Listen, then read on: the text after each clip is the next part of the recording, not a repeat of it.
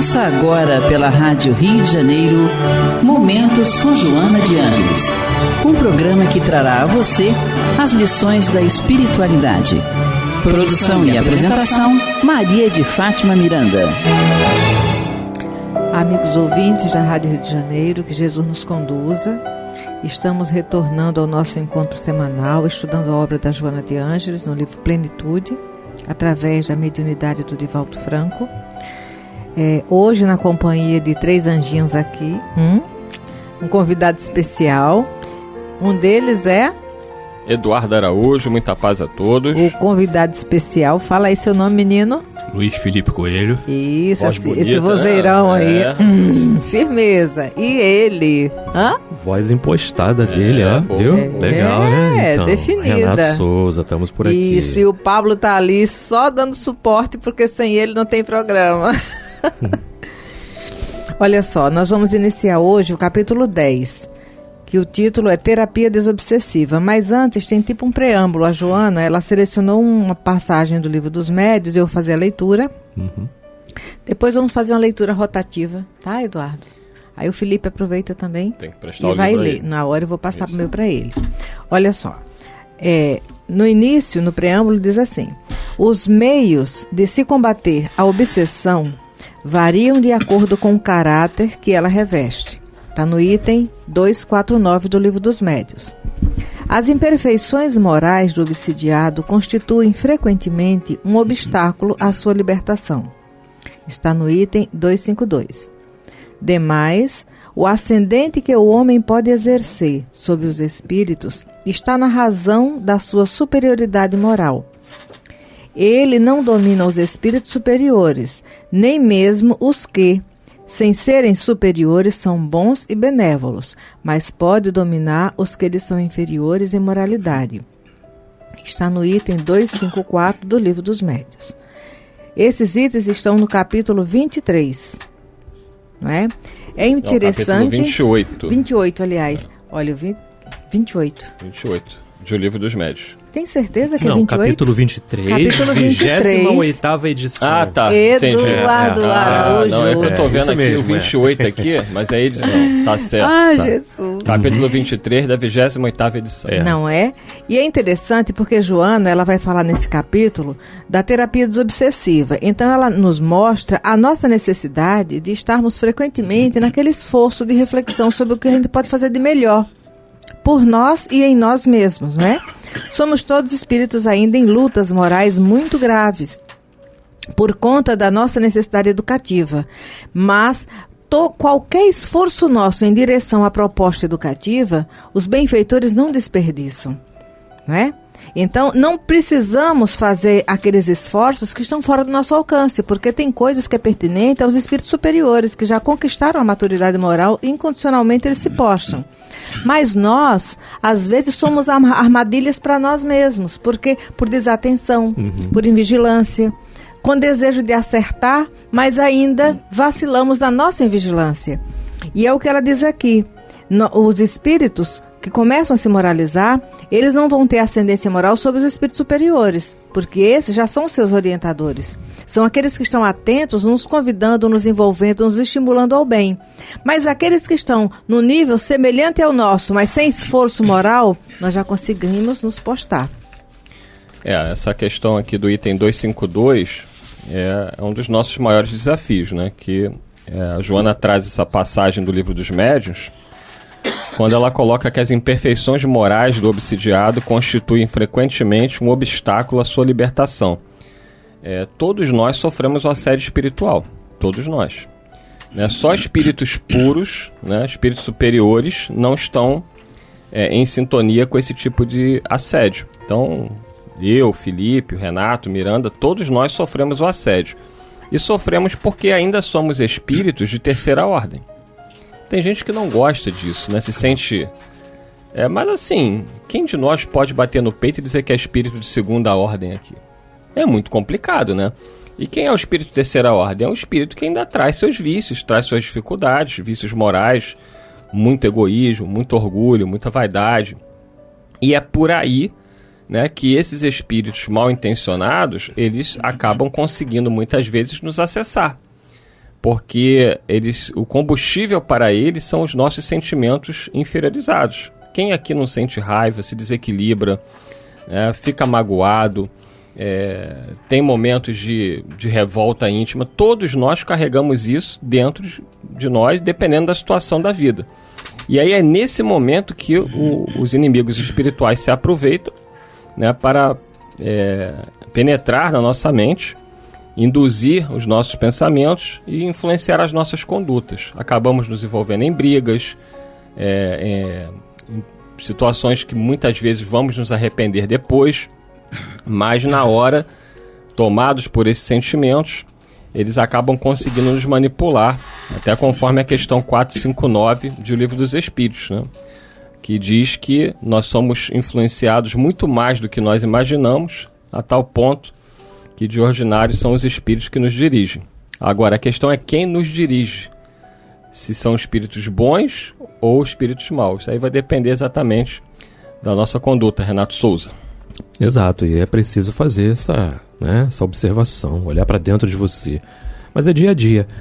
O Eduardo e a Miranda citaram situações importantes que são a questão da paciência, né? A questão da sentir raiva, a ficar magoado, tudo isso, né? Todos nós ainda estamos muito sujeitos a esses sentimentos, a essas vibrações, tá? Entretanto, em graus diferentes, não é? Porque cada um é um espírito único, individual, né? Dentro do mesmo universo aqui, se tratando do nosso orbe, nós vamos ter aqui espíritos que estão um passo mais à frente. Mas não significa dizer que eles estejam mais adiantados, né? Muito mais adiantados em relação a nós. Mas podem estar sim num passo mais à frente. Esse passo mais à frente significa justamente o que a Miranda falou. Essa observação que os espíritos fazem em nós a partir do momento em que nós verificamos que temos algo a corrigir, a reparar, e começamos a empreender, né, um esforço naquilo. Aí sim, isso diferencia um do outro. Aquele que sabe que tem, mas não está nem aí, eu sou assim, não vou mudar, não é? Não chegou a hora daquele exercer aquela força para fazer aquela mudança. Então, eles ficam observando, sem dúvida. Esse passo à frente é justamente isso. Quando você começa a dizer, não, eu preciso consertar isso, eu preciso reparar isso de alguma forma. E vai em busca, não é? E vai em busca dessa reforma muito grande. Né? É interessante, você estava falando, eu lembrei do livro, eu acho que é Irmão X, Psicografia do Chico Xavier. Eu sei que o título do livro é Luz Acima. No dia fazendo estudo com um amigo lá na Penha, ele fez a referência à história do título desse livro. Quando você vê Luz Acima, você fica imaginando, sabe, a luz assim que você está vendo ali. Aí ele foi narrar para nós que a inspiração da capa para o título, porque o título foi os benfeitores, foi o espírito que estava psicografando que colocou, é a luz acima, mas por dentro. Então é a luz de cada um. É essa escada de Jacó a nível de ascensão, essa conquista diária, sim, sabe? Sim. Essa luta, porque pensar que o espírita ou o cristão não sente raiva, não se chateia, é ilusão. Porque esses sentimentos, essas emoções, são o nosso material reciclável. Nós não vamos conseguir fazer o gerador, exato, trabalhar para essa iluminação interior sem o combustível das nossas emoções que vão passar pela reciclagem que o Evangelho nos convida. É interessante aproveitar o Felipe aqui, né, o Luiz Felipe Coelho, né, o Luiz Felipe ele é o sacerdote de Umbanda, e a gente sempre fica feliz na rádio em receber amigos, né, da Umbanda, do Candomblé, amigos da Igreja Evangélica, Católica. É sempre bom a gente compartilhar. E a Umbanda, o Felipe estuda o Espiritismo já há muito tempo também. Essa questão, Felipe, da obsessão, eu vejo que dentro da Umbanda, né, a gente tem muitos ouvintes umbandistas. Muitos ouvintes umbandistas apresentam uma preocupação com a questão dos trabalhos de magia. Como é que fica, assim, pela visão que você tem, tanto da doutrina espírita quanto da Umbanda, para essas pessoas, sobretudo umbandistas, muito preocupadas? É muito comum receber mensagens de companheiros umbandistas que eles falam, fizeram um trabalho para mim. E aí, o que acontece, Felipe? A questão, perdão, a questão é que há uma barreira muito tênue entre o bem e o mal. E os obsessores, eles estão sempre à espreita, esperando um deslize moral nosso, para que eles adentrem no nosso campo vibratório e comecem a atuar sobre a nossa fraqueza naquele exato momento. E dentro da Umbanda, a preocupação de obsessores, de magias, eu acredito que seja mais o pensamento, a força do pensamento. Que a partir do momento que você prega o bem, faz o bem, pratica a caridade, e você não abre a sua porta vibracional para o mal não chega. Tanto que no livro O Homem Integral, Joana de Ângeles fala: é melhor fazer o bem forçado do que não fazer. Sim. Então você agindo com sua integridade, seu caráter, mantendo as suas condições morais ilibadas, a brecha para os espíritos obsessores, como nós chamamos na Umbanda de quiumbas, espírito das trevas, é mínima. Porque onde há o bem, o mal pouco entra. Sequer entra. Então, as trevas não podem com a luz. Justamente. Que nós estejamos sempre orando e vigiando. O problema é as trevas que nós trazemos dentro de nós. Justamente. As nossas trevas, os nossos lobos maus, nós temos que controlá-los para que nós possamos, de uma maneira simples e muito interior, não deixar que esses espíritos possam intervir na nossa conduta, sequer dentro de um centro espírita, uma igreja católica, um terreiro de Umbanda, candomblé, evangélico, porque o mal está em todo lugar. Então nós temos que saber diagnosticar quando o mal está chegando, para nós nos prepararmos para que esse mal não nos pegue e não nos atinja em todos os sentidos. É interessante essa fala do Felipe, lembrando Joana de Ângeles, no livro Homem Integral, né? Porque fazer o bem forçado, pra gente, é a realidade. O que é fazer o bem forçado? É fazer o bem racionalmente. Sim. Porque se uma pessoa me ofende, eu lembro do Marco Aurélio, né? Marco Aurélio Baldança, eu não sou o que eu penso, eu sou o que eu sinto.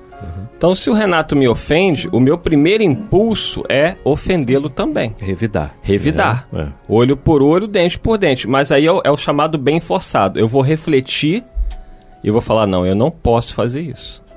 Porque se eu fizer isso, eu vou entrar na sintonia do Renato e eu vou me perder. Então, quando Joana fala que a gente tem que se forçar a fazer o bem, é esse forçar racional. Para se vencer nessa luta. Para se vencer. Porque o espírito bom, ele não precisa forçar. Ele já faz. É natural nele. É natural. Mas para mim, Eduardo, ainda... E às vezes nós chegamos em alguma instituição religiosa e olhamos aquela pessoa humilde, sentadinha ali, mas daqui a pouco começamos a ver o bem que aquela pessoa emana, fazendo bem a caridade, e vemos muitas pessoas com poderes aquisitivos maiores, intelectuais mais intelectualizados que essas pessoas humildes, mas que essas pessoas humildes têm muito mais a oferecer de bondade, de caridade, de bem, do que essas pessoas intelectualizadas, estudadas. E é impressionante que não tem condição social, financeira ou intelectual para fazer o bem. O bem está dentro de nós, está dentro de cada um. Nós nascemos no bem, e quem tem o bem dentro de si, morrerá com o bem dentro de si. É interessante essa fala do Felipe. Quando eu cheguei aqui no Rio, em 85, 86, 87, ficou insuportável por conta da mediunidade e a realidade que eu estava vivendo aqui. E eu fui levada ao Bezerra de Menezes. Passei pelo atendimento fraterno. Que o Felipe frequentou, né? Frequentei. Passei no atendimento fraterno. Cascadura, né? Isso, Silva Gomes 29. Isso aí. Quando eu ouvi a prece de Cáritas pela primeira vez, aqui dentro eu senti, meu Deus, eu cheguei em casa. Sabe quando você está cansado? Foram 27 anos de luta, desde o nascimento, não é? Cada um com a sua dificuldade que sempre nós enfrentamos. E eu lembro que eu senti isso, meu Deus, eu cheguei em casa.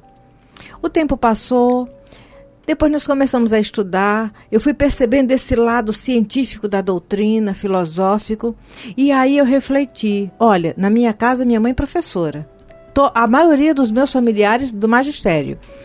Na hora da minha dor, Jesus não me encaminhou para um centro espírita organizado no seu aspecto doutrinário e embasado no estudo. E eu agradeci muito a Deus. Por quê? Porque seria a minha perdição. Eu ia ficar boiando no intelecto e não ia colocar o pé no chão.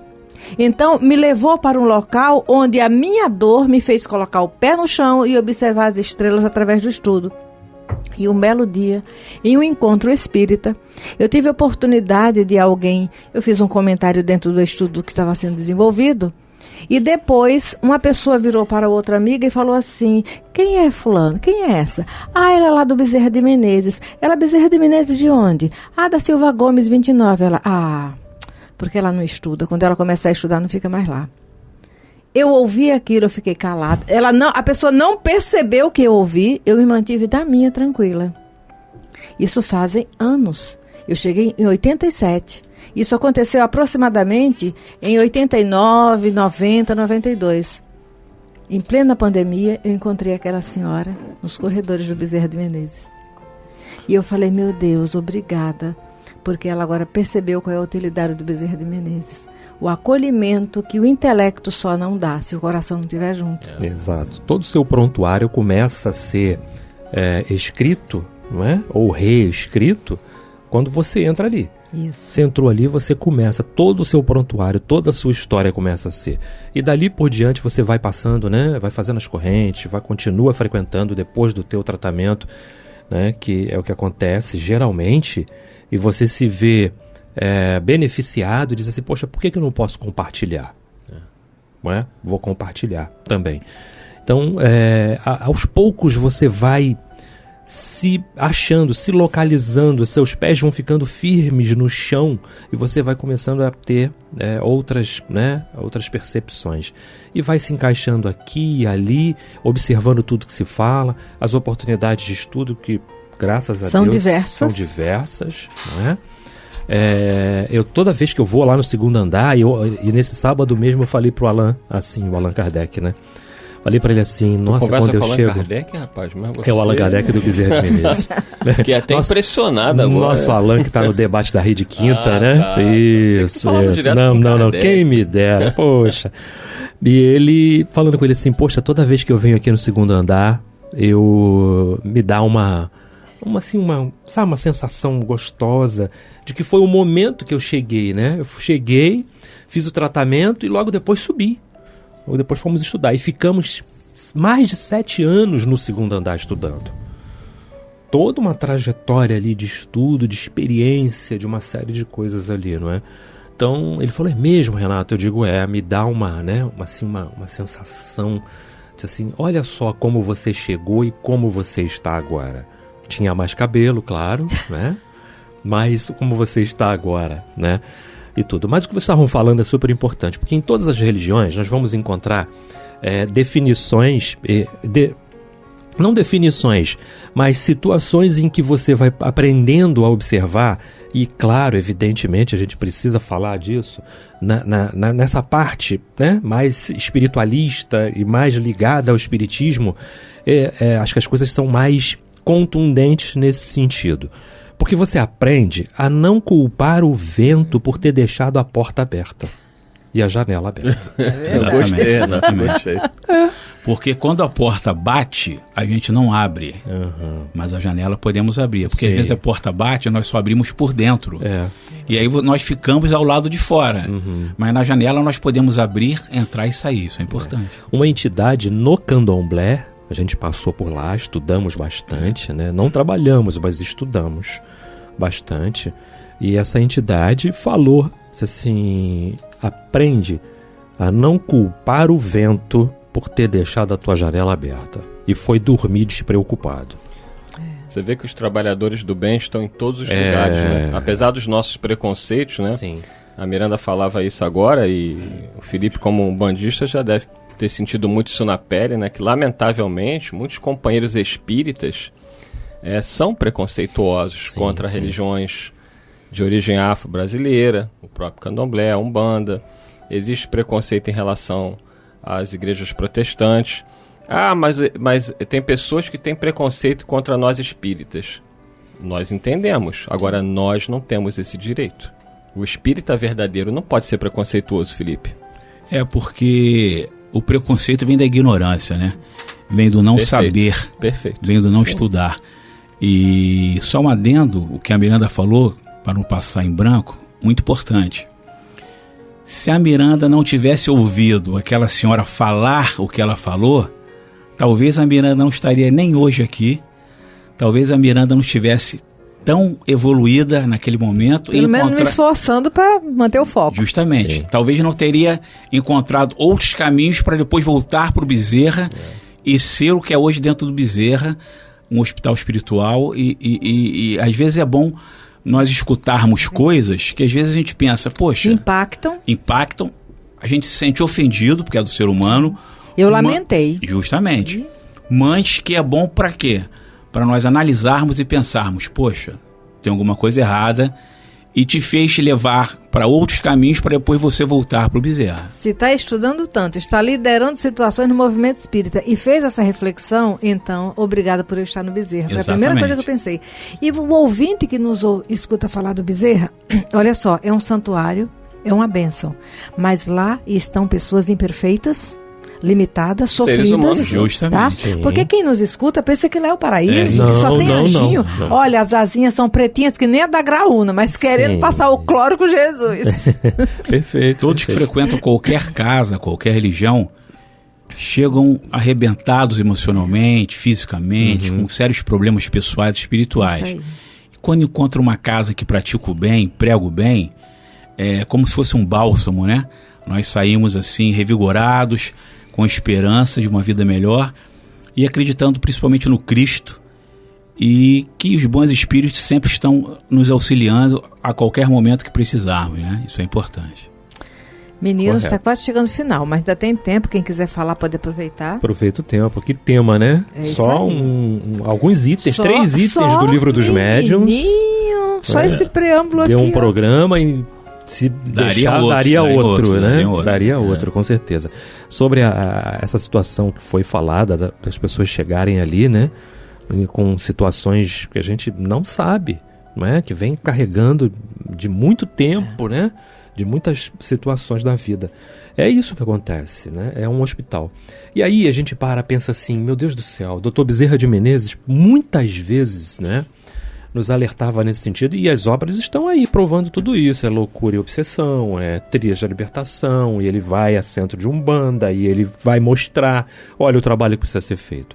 Então, o lema é esse: a caridade, quando é muito discutida, o socorro chega tarde. Positivo. Então, você chega ali e vai receber o socorro de acordo com a tua necessidade.